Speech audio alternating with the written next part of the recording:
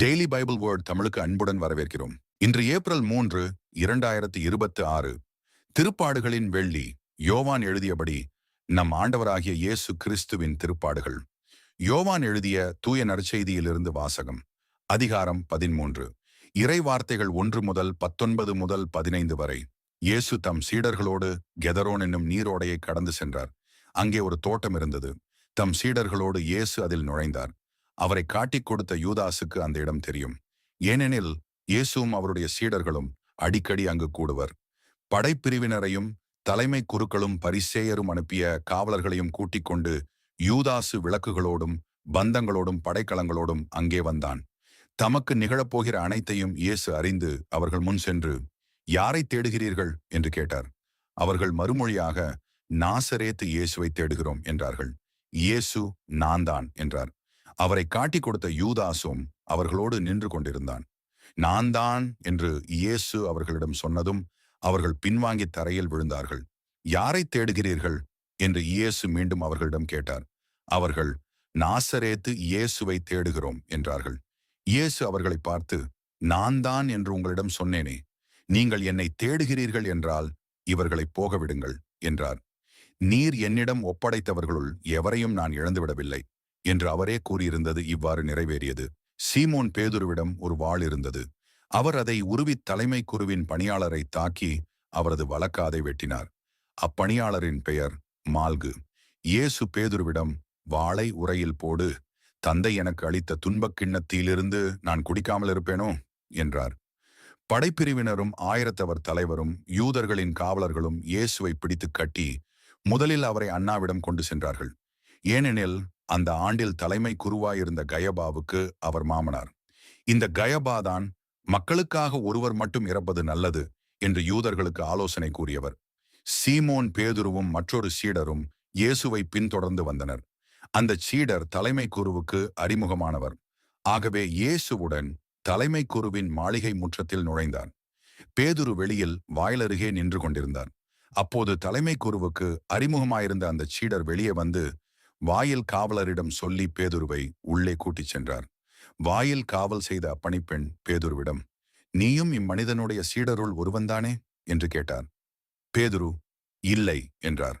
அப்போது குளிராயிருந்ததால் பணியாளர்களும் காவலர்களும் கரியினால் தீ மூட்டி அங்கே நின்று குளிர் காய்ந்து கொண்டிருந்தார்கள். பேதுருவும் சென்று அவர்களோடு நின்று குளிர் காய்ந்து கொண்டிருந்தார். தலைமை குரு இயேசுவின் சீடர்களை பற்றியும் அவருடைய போதனையை பற்றியும் அவரிடம் கேட்டார். இயேசு அவரை பார்த்து, நான் உலகறிய வெளிப்படையாய் பேசினேன். யூதர் அனைவரும் கூடி வரும் தொழுகை கூடங்களிலும் கோவிலிலும் தான் எப்போதும் கற்பித்து வந்தேன். நான் மறைவாக எதையும் பேசியதில்லை. ஏன் என்னிடம் கேட்கிறீர்? நான் பேசியதை கேட்டுக்கொண்டிருந்தவர்களிடம் கேட்டுப்பாரும். நான் என்ன சொன்னேன் என அவர்களுக்கு தெரியுமே என்றார். அவர் இப்படி சொன்னதால் அங்கு நின்று கொண்டிருந்த காவலருள் ஒருவர், தலைமை குருவுக்கு இப்படியா பதில் கூறுகிறாய் என்று சொல்லி இயேசுவின் கன்னத்தில் அறைந்தார். இயேசு அவரிடம், நான் தவறாக பேசியிருந்தால் தவறு என்னவென காட்டும். சரியாக பேசியிருந்தால் ஏன் என்னை அடிக்கிறீர் என்று கேட்டார்.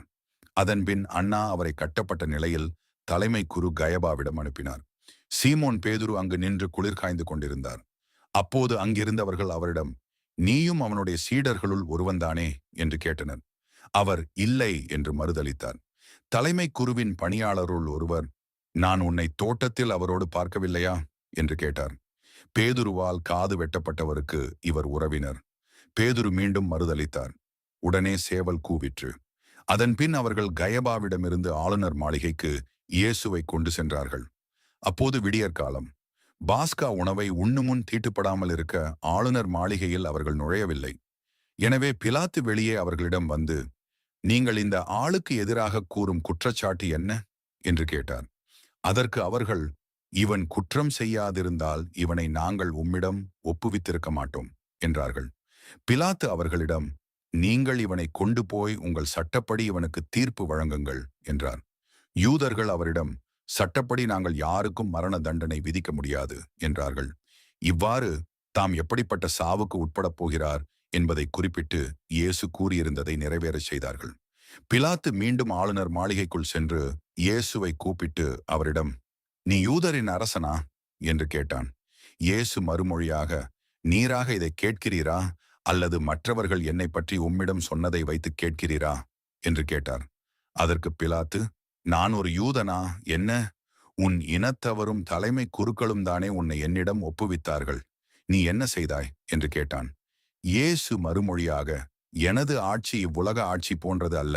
அது இவ்வுலக ஆட்சி போன்றதாய் இருந்திருந்தால் நான் யூதர்களிடம் காட்டிக் கொடுக்கப்படாதவாறு என் காவலர்கள் போராடியிருப்பார்கள். ஆனால் என் ஆட்சி இவ்வுலக ஆட்சி போன்றது அல்ல என்றார். பிலாத்து அவரிடம், அப்படியானால் நீ அரசன்தானோ என்று கேட்டான். அதற்கு இயேசு, அரசன் என்று நீர் சொல்கிறீர். உண்மையை எடுத்துரைப்பதே என் பணி. இதற்காகவே நான் பிறந்தேன், இதற்காகவே உலகிற்கு வந்தேன். உண்மையை சார்ந்தவர் அனைவரும் என் குரலுக்கு செவிசாய்க்கின்றனர் என்றார். பிலாத்து அவரிடம், உண்மையா? அது என்ன என்று கேட்டான். இப்படி கேட்ட பின் பிலாத்து மீண்டும் யூதரிடம் சென்று, இவனிடம் நான் குற்றம் ஒன்றும் காணவில்லையே என்றான். மேலும், பாஸ்கா விழாவின் போது உங்கள் விருப்பப்படி ஒரு கைதியை விடுதலை செய்யும் வழக்கம் உண்டே. யூதரின் அரசனாகிய இவனை நான் விடுதலை செய்யட்டுமா? உங்கள் விருப்பம் என்ன என்று கேட்டான். அதற்கு அவர்கள், இவன் வேண்டாம், பரபாவையே விடுதலை செய்யும் என்று மீண்டும் கத்தினார்கள். அந்த பரபா ஒரு கள்வன். பின்னர் பிலாத்து இயேசுவை சாட்டையால் அடிக்கச் செய்தான். வீரர்கள் ஒரு முள்முடி பின்னி அவர் தலையின் மேல் வைத்து செந்நிற மேலுடையை அவருக்கு அணிவித்தார்கள். அவரிடம் வந்து, யூதரின் அரசே வாழ்க என்று சொல்லி அவருடைய கன்னத்தில் அறைந்தார்கள். பிலாத்து மீண்டும் வெளியே வந்து அவர்களிடம், அவனை நான் உங்கள் முன் வெளியே கூட்டி வருகிறேன், பாருங்கள். அவனிடம் நான் குற்றம் ஒன்றும் காணவில்லை என்பதை அறிந்து கொள்ளுங்கள் என்றான். இயேசு முள்முடியும் செந்நிற மேலுடையும் அணிந்தவராய் வெளியே வந்தார். பிலாத்து அவர்களிடம், இதோ மனிதன் என்றான். அவரை கண்டதும் தலைமை குருக்களும் காவலர்களும், சிலுவையில் அறையும், சிலுவையில் அறையும் என்று கத்தினார்கள். பிலாத்து அவர்களிடம், நீங்களே இவனை கொண்டு போய் சிலுவையில் அறையுங்கள். இவனிடம் குற்றம் இருப்பதாக எனக்கு தெரியவில்லை என்றான். யூதர்கள் அவரை பார்த்து, எங்களுக்கு ஒரு சட்டம் உண்டு. அச்சட்டத்தின்படி இவன் சாக வேண்டும். ஏனெனில் இவன் தன்னையே இறைமகன் என உரிமை கொண்டாடுகிறான் என்றனர். பிலாத்து இதை கேட்டதும் இன்னும் மிகுதியாக அஞ்சினான். அவன் மீண்டும் ஆளுநர் மாளிகைக்குச் சென்று இயேசுவிடம், நீ எங்கிருந்து வந்தவன் என்று கேட்டான். ஆனால் இயேசு அவனுக்கு பதில் கூறவில்லை. அப்பொழுது பிலாத்து, என்னோடு பேச மாட்டாயா? உன்னை விடுதலை செய்யவும் எனக்கு அதிகாரம் உண்டு. உன்னை சிலுவையில் அறையவும் எனக்கு அதிகாரம் உண்டு என்பது உனக்கு தெரியாதா என்றான். இயேசு மறுமொழியாக, மேலிருந்து அருளப்படாவிடில் உமக்கு என்மேல் எந்த அதிகாரமும் இராது. ஆகவே என்னை உம்மிடம் ஒப்புவித்தவன்தான் பெரும் பாவம் செய்தவன் என்றார். அது முதல் பிலாத்து அவரை விடுவிக்க வழி தேடினான். ஆனால் யூதர்கள், நீர் இவனை விடுவித்தால் சீஷருடைய நண்பராய் இருக்க முடியாது. தம்மையே அரசராக்கிக் கொள்ளும் எவரும் சீஷருக்கு எதிரி என்றார்கள். இவ்வார்த்தைகளை கேட்டதும் பிலாத்து இயேசுவை வெளியே கூட்டி வந்தான். கல்தளம் என்னும் இடத்தில் இருந்த நடுவர் இருக்கை மீது அமர்ந்தான். அந்த இடத்திற்கு எபிரேய மொழியில் கபதா என்பது பெயர். அன்று பாஸ்கா விழாவுக்கு ஏற்பாடு செய்யும் நாள். ஏறக்குறைய நண்பகல் வேளை. பிலாத்து யூதர்களிடம், இதோ உங்கள் அரசன் என்றான். அவர்கள், ஒழிக ஒழிக, அவனை சிலுவையில் அறையும் என்று கத்தினார்கள். பிலாத்து அவர்களிடம், உங்கள் அரசனை நான் சிலுவையில் அறைய வேண்டும் என்கிறீர்களா என்று கேட்டான். அதற்கு தலைமை குருக்கள், எங்களுக்கு சீஷரை தவிர வேறு அரசர் இல்லை என்றார்கள். அப்போது பிலாத்து அவரை சிலுவையில் அறையுமாறு அவர்களிடம் ஒப்புவித்தான். அவர்கள் இயேசுவை தம் பொறுப்பில் ஏற்றுக்கொண்டார்கள். இயேசு சிலுவையை தாமே சுமந்து கொண்டு மண்டை ஓட்டிடம் என்னும் இடத்திற்கு சென்றார். அதற்கு எபிரேய மொழியில் கொல்கொதா என்பது பெயர். அங்கே அவர்கள் இயேசுவையும் அவரோடு வேறு இருவரையும் சிலுவைகளில் அறைந்தார்கள். அவ்விருவரையும் இரு பக்கங்களிலும் இயேசுவை நடுவிலுமாக அறைந்தார்கள். பிலாத்து குற்ற அறிக்கை ஒன்று எழுதி அதை சிலுவையின் மீது வைத்தான். அதில் நாசரேத்து இயேசு யூதர்களின் அரசன் என்று எழுதியிருந்தது. இயேசு சிலுவையில் அறையப்பட்ட இடம் நகரத்துக்கு அருகில் இருந்ததால் யூதருள் பலர் இந்த குற்ற அறிக்கையை வாசித்தனர். அது எபிரேயம், ஈலத்தீன், கிரேக்கம் ஆகிய மொழிகளில் எழுதப்பட்டிருந்தது. யூதரின் தலைமை குருக்கள் பிலாத்திடம், யூதரின் அரசன் என்று எழுத வேண்டாம், மாறாக யூதரின் அரசன் நான் என்று அவனே சொல்லிக் கொண்டதாக எழுதும் என்று கேட்டுக்கொண்டார்கள். பிலாத்து அவர்களை பார்த்து, நான் எழுதியது எழுதியதே என்றான். இயேசுவை சிலுவையில் அறைந்த பின் படைவீரர் அவருடைய மேலுடைகளை 4 பாகமாக பிரித்து ஆளுக்கு ஒரு பாகம் எடுத்துக்கொண்டார்கள்.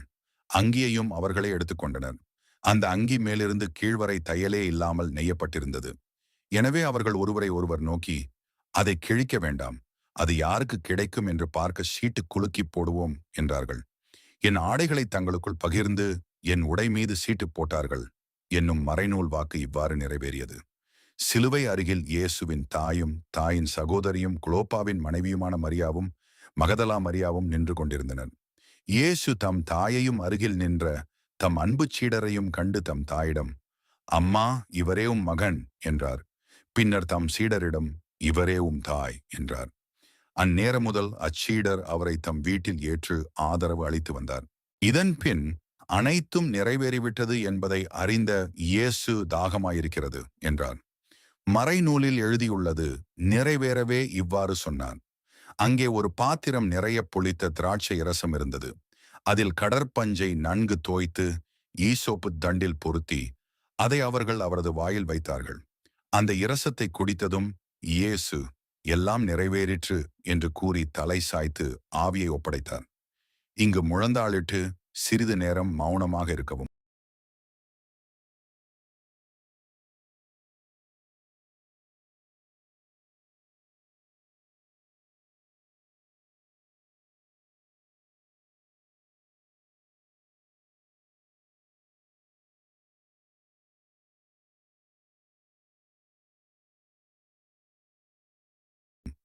அன்று பாஸ்கா விழாவுக்கு ஏற்பாடு செய்யும் நாள். அடுத்த நாள் ஓய்வு நாளாகவும் பெருநாளாகவும் இருந்தது. எனவே அன்று சிலுவையில் உடல்கள் தொங்கலாகா என்பதற்காக கால்களை முறித்து சடலங்களை எடுத்து விடுமாறு யூதர்கள் பிலாத்திடம் கேட்டுக்கொண்டார்கள். ஆகவே படைவீரர் வந்து இயேசுவோடு சிலுவையில் அறையப்பட்டிருந்தவருள் ஒருவனுடைய கால்களை முதலில் முறித்தார்கள். பின்னர் மற்றவனுடைய கால்களையும் முறித்தார்கள். பின்பு அவர்கள் இயேசுவிடம் வந்தார்கள். அவர் ஏற்கனவே இறந்து போயிருந்ததைக் கண்டு அவருடைய கால்களை முறிக்கவில்லை. ஆனால் படைவீரருள் ஒருவர் இயேசுவின் விலாவை ஈட்டியால் குத்தினார். உடனே இரத்தமும் தண்ணீரும் வடிந்தன. இதை நேரில் கண்டவரே இதற்குச் சாட்சி. அவரது சான்று உண்மையானதே. அவர் உண்மையையே கூறுகிறார் என்பது அவருக்கு தெரியும். நீங்களும் நம்ப வேண்டும் என்பதற்காகவே அவர் இதை கூறுகிறார். எந்த எலும்பும் முறிபடாது என்னும் மறைநூல் வாக்கு இவ்வாறு நிறைவேறியது. மேலும் தாங்கள் ஊடுருவ குத்தியவரை உற்று நோக்குவார்கள் என்றும் மறைநூல் கூறுகிறது. அரிமத்தியா ஊரைச் சேர்ந்த யோசேப்பு என்பவர் இயேசுவின் சீடர்களுள் ஒருவர். யூதருக்கு அஞ்சியதால் தம்மை சீடர் என்று வெளிப்படையாக காட்டிக்கொள்ளாதவர். அவர் இயேசுவின் உடலை எடுத்துக் கொண்டு போக பிலாத்திடம் அனுமதி கேட்டார். பிலாத்தும் அனுமதி கொடுத்தான். யோசேப்பு வந்து இயேசுவின் சடலத்தை எடுத்துக்கொண்டு போனார். முன்பு ஒரு முறை இரவில் இயேசுவிடம் வந்த நிக்காதேம் என்பவரும் அங்கு வந்து சேர்ந்தார். அவர் வெள்ளை போளமும் சந்தனத்தூளும் கலந்து ஏறக்குறைய 30 கிலோகிராம் கொண்டு வந்தார். அவர்கள் இயேசுவின் உடலை எடுத்து யூத அடக்க முறைப்படி நறுமணப் பொருள்களுடன் துணிகளால் சுற்றி கட்டினார்கள். அவர் சிலுவையில் அறையப்பட்டிருந்த இடத்தில் ஒரு தோட்டம் இருந்தது. அங்கே புதிய கல்லறை ஒன்று இருந்தது. அதில் அதுவரை யாரும் அடக்கம் செய்யப்படவில்லை. அன்று பாஸ்கா விழாவுக்கு ஆயத்த நாளாய் இருந்ததாலும் அக்கல்லறை அருகில் இருந்ததாலும் அவர்கள் இயேசுவை அதில் அடக்கம் செய்தார்கள்.